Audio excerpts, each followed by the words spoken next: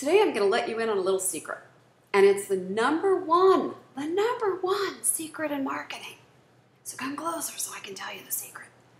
In truth, most people think that building a successful business, $1 million business, comes from working really hard. It doesn't. It doesn't. The number one secret is to come from a place of building relationships, of being in integrity, of being authentic and honest, and truly caring about your clients and customers, and having a desire to build a long-term relationship.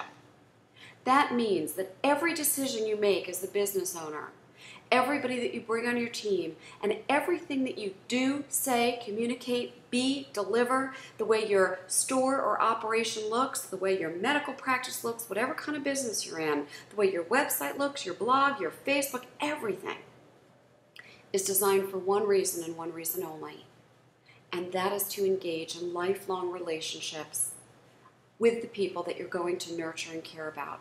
The number one secret is to treat people as if they're your extended family, to care deeply, to be authentic, to be in integrity, and to build strong relationships. And you can do that, and that will make you $1 million business owner.